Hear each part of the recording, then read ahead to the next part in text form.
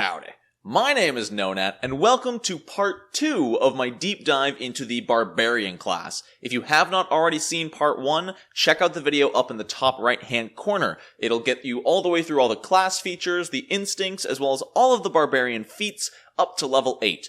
This video will be covering all of the rest of the level 8 feats all the way through the level 20 feats. So again, check out part 1 if you haven't already. Make sure to like and subscribe because I didn't do a bit in this video, so this is the bit. So pretend I said something funny and leave a like for this video. It really helps out a ton. Thank you so much for watching. I'm going to let you enjoy me from about a week ago. Have a great time, guys. Disarming Assault is simple. Make a melee strike, and if you hit, you also get to attempt to disarm. Just really good action economy. Now, what it doesn't say is whether or not this disarm counts as a multiple attack penalty, because disarm as an action has the attack trait. So if you attacked with a melee strike and then attempted to disarm, you would get a multiple attack penalty on your disarm check. I think that still applies. It says to attempt an athletics check to disarm. I do believe that'll still be at -5. Follow-up assault honestly isn't that overly great. If you miss with an attack, you can immediately strike again with the same weapon and gain the effects of the backswing and forceful weapon traits. Backswing simply gives you a +1 to your next attack roll with that weapon, and forceful just deals a little bit of extra damage. So effectively, this is a follow-up attack that only gets an extra +1 to hit, which, if you're a barbarian, you're probably not using an agile weapon, so it'll still be at -4 to hit, and if you hit, it'll deal 1 bonus damage per weapon damage dice. Friendly Toss is the best barbarian feat in the game, and you cannot tell me otherwise. For 2 actions, you pick up an adjacent ally and throw them up to 30 feet away. If they end next to an enemy, they can make a melee strike. This does use the ally's reaction, but it's just incredible. This is Throw the Dwarf. Instinctive Strike, even more of that super sniffer smell synergy, alliteration. If you are attacking an opponent that is hidden or concealed, but is not able to conceal its scent, you can completely ignore the DC to hit a hidden or concealed target. Keep in mind though that this is a level 8 feat and it still costs 2 actions to ignore the flat DC this way. Come and Get Me is a really interesting way to play a barbarian. You specifically make yourself flat-footed, as well as giving enemies a +2 bonus to damage against you. The benefit is that anybody who hits you is considered flat-footed to you until the end of your next turn. On top of that, if you hit that target, you gain temporary hit points equal to your Constitution modifier or double on a critical hit, which lasts until the end of your rage. This is cool. Honestly, it almost seems a little too risky to me. I feel like it didn't need to add the +2 bonus damage. I think it should have either been enemies deal more damage to you or you're flat-footed. I don't think it needed to inflict both, but making enemies flat-footed if they hit you is pretty cool. And again, at level 10, you'll be getting maybe 4 temporary hit points off of that, 5 if you somehow have a 20 Constitution. It's not a lot, but it's something. Furious Sprint. For 2 actions, you can stride 5 times. No, it's not quite the same as that. It's 5 times your speed in a straight line. You can also spend 3 actions to do this to stride 8 times your speed in a straight line. So if you have a 30-foot movement speed, you can move 240 feet in a straight line for 3 actions. Nobody's catching you. Great Cleave is a feat that sounds so fun, and you keep your fingers crossed that you'll have the opportunity to make the most of it in a campaign, but the chances are you won't. If you're able to cleave, which you have to kill a target and have an adjacent target next to it to cleave, if your cleave extra attack kills the second target, you can make a free 3rd attack. If it kills that target, you can make a free 4th attack, on and on, either until there's no more enemies adjacent to you, or you make an attack that doesn't kill. If you are surrounded by things half your level, that's amazing. You can probably kill all of them in 1 turn. Granted, after 2 attacks, they're all going to be at -10 to hit. Along with that, if they even hang on with 1 hit point, your cleave ends there. Again, I feel like Swipe is just better, and Great Cleave is just not going to happen often enough to warrant spending the class feat. Knockback is a fine little confirm. For 1 action, if you just hit an opponent with a strike, you can just shove them 5 feet. No roll, no saving throw, it is just a guaranteed 5-foot shove. I don't know if this would apply the feat that deals damage on a successful shove, because this isn't a shove action. You push them back with the effects of a successful shove, which I suppose the feat from earlier does add it to a successful shove. With Brutal Bully, when you successfully shove a foe, you deal damage equal to your strength modifier. I feel like that's not too bad. I still don't think it makes knockback worth taking, as one action to guaranteed shove and deal 5 damage isn't great, but I suppose guaranteed 5 damage is pretty cool. Terrifying Howl, for one action, if you have the Intimidating Glare skill feat, you get to attempt a demoralized check against every creature within 30 feet. Regardless of whether they succeed or fail, they are immune to Terrifying Howl specifically for 1 hour. Minute. I'm not re-recording that. It's a minute. Determined Dash is actually incredible. For 2 actions, you stride twice, and these strides ignore difficult terrain, greater difficult terrain, and any effect that would impose a penalty to your speed. Keep in mind, this does not get out of like paralysis or immobilization, but anything that would reduce your speed is completely ignored. Additionally, if this movement does require a balance check, such as moving across a narrow surface, you can use athletics instead of acrobatics. You can also use this in a 3-action format to move 3 times this way. Impressive Landing is the superhero landing. As a reaction, if you fall at least 10 feet, you treat the fall as 10 feet shorter than it was and land on your feet. Then, all spaces around you directly adjacent crumble and become treated as difficult terrain, as well as any creatures in those spaces taking 5 bludgeoning damage. They're also flat-footed until the start of their next turn. Pretty cool. Overpowering Charge. It amplifies your barreling charge, which is the one that lets you use athletics to tumble through, but every creature you move through takes bludgeoning damage equal to your strength modifier, and if you critically succeed, they take double this damage and become flat-footed until the end of your next turn. Resounding Blow, for 2 actions, can only be used if you're wielding a bludgeoning melee weapon. You strike the enemy in the head with so much force. If the strike hits and deals damage, the target is deafened until the start of your next turn. And if the attack is a critical hit, they are deafened for 1 minute. That's just silly and I like it. Silencing Strike is very similar, except it doesn't have to be a bludgeoning weapon, and rather than going for their ears, you go for their mouth. You make a melee strike against that foe, and the foe must succeed a fortitude save against your class DC. If they succeed, nothing happens. If they fail, they become dazed and can barely speak. They become stunned 1, and they are raspy and hard to understand. They must succeed a DC 11 flat check to use any linguistic or verbal action, including spellcasting components. This lasts until the end of their next turn. If they critically fail, it's the same as a normal fail, but they are stunned 3, skipping their entire next turn. This feat does have the incapacitation trait though, so remember that anything that is higher level than you gets to treat their success on the saving throw as 1 better than it actually was. The most interesting thing about this that I see, and this could be a typo, is it doesn't say if the strike hits. It just says, make a melee strike against a foe, period. The foe must succeed a fortitude save against your class DC. It says nothing about the strike having to connect. As a GM, I would probably make it so the strike has to connect. Tangle of Battle is again just really good action economy. While raging, also, half of these have been only usable while raging. Sorry if I don't say while raging for all of these, just assume that 90% of these feats only work while raging. As a reaction, while raging, if you critically hit an enemy, you can attempt to grapple them right then and there. Again, I think this still will have a multiple attack penalty on the grapple, but it's still just a free grapple attempt in exchange for your reaction. Dragon's Rage Wings. While raging as a Draconic Instinct Barbarian, for 1 action, you grow wings. You can fly just as fast as you can run, and they last until your rage ends. But if you are in midair when your rage ends, you do start to fall, but you don't take any damage and always land on your feet. Furious Grab is fantastic. It basically gives you the monster ability of Grab.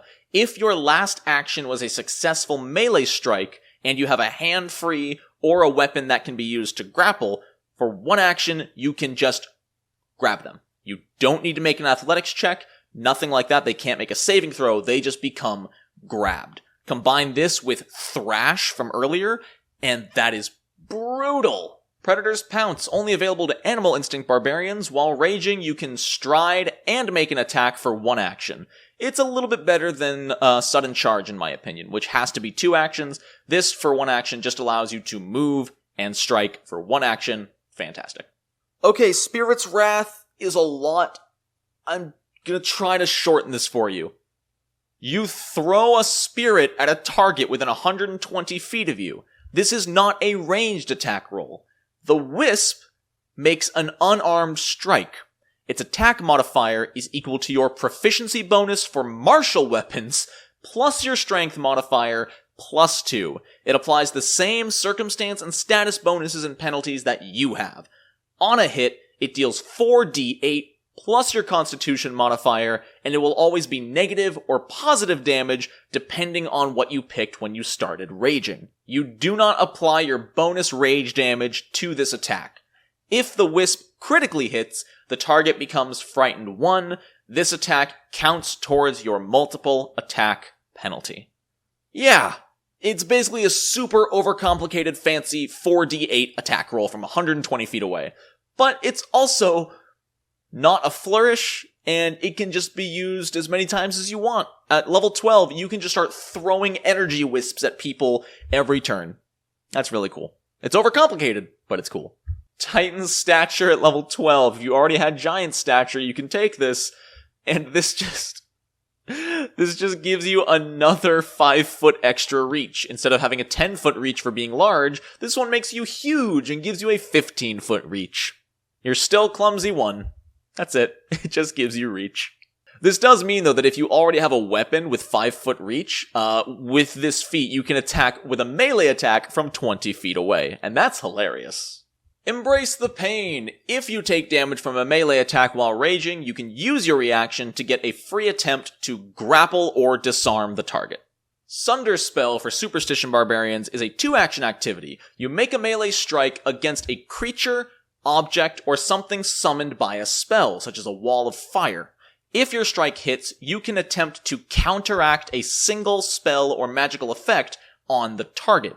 Your level for the counteract is equal to half of your level, rounded up, same as a spell, and you use the result of your attack roll for the counteract check. So if someone has mage armor on them, you can use Sunder Spell, attack them, and let's say you roll a 28 to hit. As long as that beats their spellcasting DC, their mage armor can be removed thanks to Sunder Spell. Unbalancing Sweep it's really good. Honestly, it's really good. It doesn't seem so at first glance, but you can either shove or trip 3 adjacent creatures, but they are all at no penalty. They all count towards your multiple attack penalty, but the multiple attack penalty does not become active until after all 3 checks have been made. So you get 3 full bonus trip checks. That's really good. Awesome Blow makes knockback fantastic, and it's really the main reason you would take knockback. When you use knockback, and so you have to successfully strike someone with a melee attack and then use the knockback action, you make an athletics check against their fortitude DC. If you fail, then you gain the normal 5-foot push of knockback. If you succeed, you get a full shove and a full trip against the target, which, again, I think that would apply both damages from Brutal Bully. If you critically succeed, then you get the critical success of shove and then the critical success of a trip, meaning they also take bonus bludgeoning damage from the trip. This is really good. Awesome Blow is fantastic. It just makes knockback better. There's not even a critical failure outcome. You always at least shove them 5 feet. This is a great combo with Brutal Bully. Giant's Lunge. For 1 action, you extend your body and grant your current weapon 10 feet of reach. This does not increase any existing reach, so if you have a spear, this is effectively a way to gain reach without a reach weapon. While it doesn't combine with reach already on weapons, it does combine with the other Giant Instinct feats. So if you have 10 feet of reach from being huge and 10 feet of reach from Giant's Lunge, that's 20 feet of reach with a dagger. Vengeful Strike is another version of Attack of Opportunity, and I'm still not a huge fan of it. You have to have Come and Get Me on, which means you're flat-footed and taking bonus damage. And if a target hits you, you get to make an attack of opportunity back at them. The good part of this is that because of Come and Get Me, they will be flat-footed, so this is a more effective attack of opportunity. It still uses your reaction, though, and it's level 14, so it's good, but you really have to double down on that Come and Get Me playstyle of Barbarian. Whirlwind Strike. For 3 actions, you attack every single target adjacent to you. Simple as that. You don't get any multiple attack penalty until after all the attacks have been made, so they're all at your normal bonus. That's good. It's also only level 14. I think some other classes get this feat, but it's not usually till like level 18, so that's fantastic. Impaling Thrust is way too brutal. For 2 actions, you make a melee strike with a weapon that deals piercing damage. If the strike hits, the target becomes grabbed until they escape. This grab effect does not wear off. The only way it goes away is if they succeed their escape check, you choose to attack with that weapon again, which automatically lets them go, or you release the weapon. On top of this, every turn they stay grabbed in this way, they take persistent bleed damage equal to the number of weapon damage dice. It's not a lot, but it's guaranteed. Sunder Enchantment is similar to Sunder's spell, but you can specifically target items, magic items. So if a target is wearing +2 potency resilient armor, you can make an attack roll with Sunder's spell and attempt to counteract their armor. If you succeed, it becomes a mundane item, losing the +2 armor class and the resilience to their saving throws completely for 10 minutes. This effect cannot be used on artifacts, particularly powerful items, or intelligent items. Collateral Thrash. This upgrades your Thrash feat in that when you thrash a grabbed foe, you smack them into another foe. And that foe gets a basic reflex save to avoid the thrash damage. Otherwise, if they both fail, you're effectively doubling your thrash damage, dealing it to 2 targets instead of 1. Dragon Transformation, obviously for Draconic Instinct Barbarians, allows you to transform into a dragon, as if you cast a 6th level dragon form. But you keep your own armor class, attack modifier, and you get your bonus rage damage. When you reach level 18, your fly speed as a dragon is increased by 20 feet, your damage bonus with dragon strikes increases to +12, and your dragon breath weapon DC increases to 30. On top of this, your dragon breath weapon automatically deals 14 extra damage. Reckless Abandon allows you to take a losing situation and really just push to finish it fast. As a free action, if your turn begins and you have less than half of your hit points, you gain a +2 bonus to attack rolls, a -2 to AC, and a -1 to all saving throws. These bonuses last either until rage end or you are healed over half your health. -2 AC and -1 to saving throws is really bad, but a flat +2 to hit is great. The only downside is the circumstance bonus, and there are a lot of other ways of getting circumstance bonuses. Furious Vengeance. I'm not really sure why Paizo is so obsessed with giving barbarians 5 or 6 different types of attacks of opportunity, but this is also one of the only feats that's limited to the Fury Instinct Barbarian.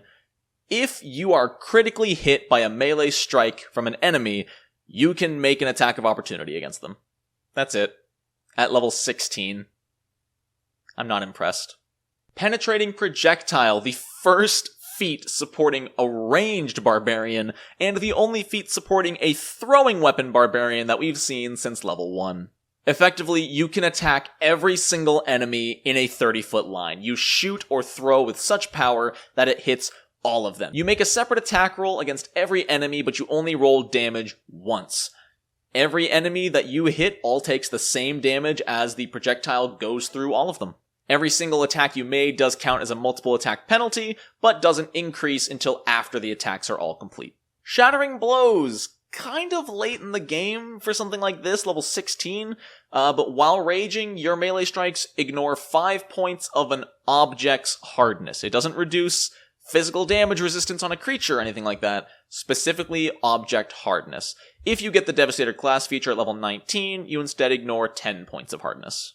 Brutal Critical. When you critically hit, you add another damage dice. Again, at level 18, this isn't super crazy. Like, yeah, it's just flat extra damage, which is cool, but think about this. If you are level 18 and you already have major striking weapon, let's say you have a major striking great axe, that is 4d12.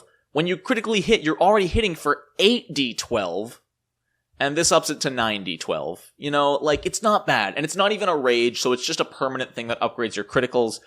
But I'm not a fan of this one. It's just a little too late in the game. I think level 12 or 14 would have been good. Perfect Clarity at level 18. As a reaction, if you fail a will save or an attack roll, you can immediately re-roll the triggering check with a +2 circumstance bonus and use the better result. No matter what happens, your rage immediately ends. This one's fine, I suppose. A +2 bonus to attack rolls is really good, and maybe that will save your life. Again, level 18 seems really high for this, especially because it ends your rage, but I don't know. Vicious Evisceration is dirty. You make a vicious attack that maims your enemy. If the strike hits and deals damage, the target is drained 1, or, on a critical success, drained 2. For those of you who aren't aware, in addition to the damage that the strike deals, the value of the drained condition reduces your health again by your level times the drained condition. So if you're level 18 and you're fighting, let's say, a level 18 creature and you critically hit, then on top of your damage, they also lose 36 additional health from being drained too. They also take that number as a penalty on all constitution-related skill checks and saving throws, which in general is typically just fortitude saves. But if you critically hit, that reduces their fortitude saves by -2. At level 20, we have 3 options. Contagious Rage. You have to have already picked Share Rage, and this is the main reason to take Share Rage. If you manage to make it to level 20, you can use Share Rage multiple times while raging. Allies affected by your shared rage, if they accept the anathema of your instinct, gain both your instinct ability and the specialization ability from weapon specialization. Not greater weapon specialization, but this still means, say, you're a Fury Instinct Barbarian, and you use Contagious Rage, well now all of your allies are dealing an extra 6 damage with all of their attacks. That's really cool. Quaking Stomp, as for one action, once every 10 minutes, you can cast Earthquake. Simple as that. You stomp on the ground and you cast Earthquake, with yourself as the center. And finally, Unstoppable Juggernaut. You have become a brutal, unstoppable force of nature. This is not while raging. You gain resistance equal to 3 plus your Constitution modifier to all damage. And while raging, your raging resistance increases to 8 plus your Constitution modifier, which at this point I think will be +6. So you resist 14 damage from your raging resistance, and you just reduce all other damage by 9. Granted, it's level 20, that's not a whole heck of a lot, but every time you're hit, that adds up. And finally, in addition, if you are reduced to 0 hit points, you can immediately end your rage to stay at 1 hit point, but you increase your wounded condition by 2. So if you were wounded 1, you automatically drop to wounded 3, and you only have 1 hit point, so very dangerous. And that is the Barbarian. Oh my word. I think that's a total of like an hour and 45 minutes of recording. I had to do some other stuff in Alt-Tab a few times, but good lord, this is going to be a long video. Holy cow. As you can see, Barbarians are not simple classes. In a lot of systems, Barbarians are like the Oonga Boonga, I'm gonna slap them with my sword. And you can still build that way, especially if you just take the Fury Instinct, you can still build a Barbarian that way. But you'll notice, most of these feats were more complicated than the Alchemist feats. Barbarians do so freaking much, man! But I need to go lay down. I need to go drink some water, because this recording today has been over an hour. So thank you all so very much for watching. Make sure you like the video. Make sure you subscribe to the video. Thank you to my patrons. I hope you have a wonderful rest of your day, and until next time, no nat ones.